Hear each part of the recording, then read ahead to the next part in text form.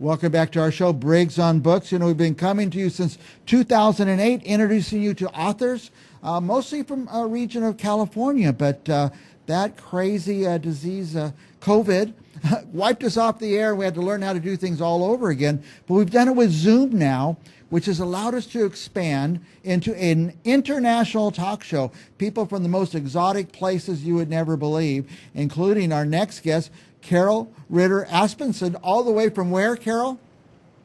I'm in Atlanta, Georgia. Atlanta, Georgia, okay. So I've heard people call that a lot like Los Angeles, a big city. Atlanta, the city is, yes. I'm actually in the North Georgia mountains, but we say Atlanta. It's easier. Okay. Now, by the way, you are a USA Today best-selling author, and I'm going to put up the cover. Damaging Secrets is what we're talking about today.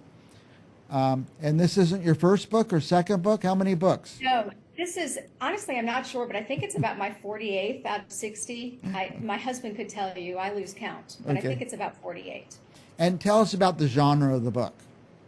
Okay, this is a crime procedural book with a thriller element, and it's about a female detective who starts out in Chicago, and then something tragic happens, because that always has to happen, and she moves to small town Georgia, which is a very big adjustment for her. Very big. Oh, I bet, from Chicago.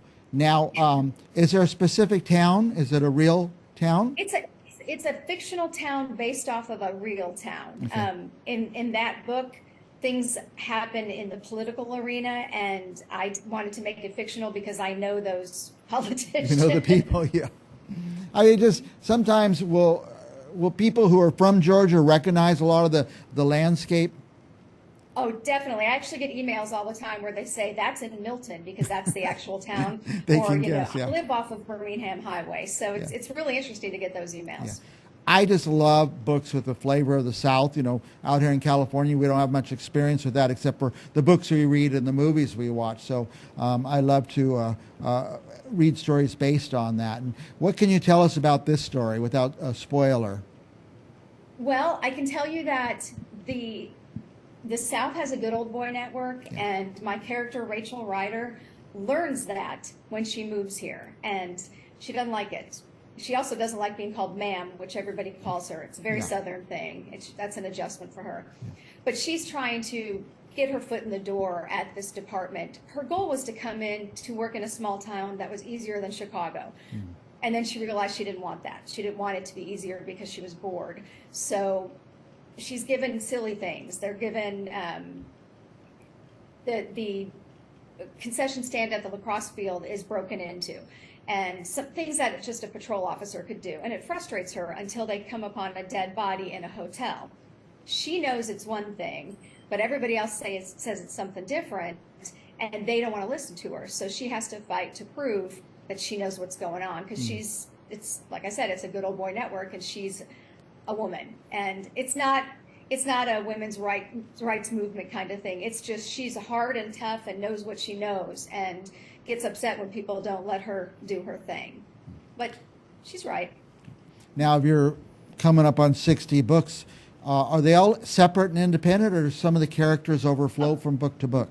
No, I write series. I write several, I think 5 cozy mystery series, which would be similar to like the Hallmark movies or the Angela Lansbury Murder, She Wrote. And then I have a couple paranormal series that are also mysteries. And this is my only thriller series, and I love writing it. I love writing it. Is this part of a series, this one book? Yes. Yeah, there's 8 books in it, and I'm either working on 9 or 10. Okay. I lose count. So are we seeing characters that survive from book to book? Yes, there's a group of officers that Rachel works with that she develops relationships with, and you see those relationships progress. And there are in and out characters that come and go. People from her past come and go, and people from her present seem to stick around a little more. So that's good. She needs that. I have to tell you, as a person who reads an awful lot of books, I love a series and characters that, you know, you don't want to spend the rest of your life wondering what happened to them. I wonder how that came out for them. And so that's why I love the series. Who's going to want to read this? This is for fans of people like Lisa Regan, Mary Stone, Gosh, Jonathan Kellerman. It has well, my writing style is kind of a Robert B. Parker, but much lower level because he was the king of writing to me. But it's quippy and snarky and a lot of one-liners and a lot of dialogue. So if you're a scenery kind of person that likes to dig deep into a literary fiction, that's not my book. But if you like a good crime and you want to know what's going to happen, then my book's good for you. And who, by the way, can kids read it? Teenagers? I would not, well, in today's world, teenagers read anything they want, but I wouldn't recommend it for anyone under 16. Yeah. It's adult, young adult or adult reading.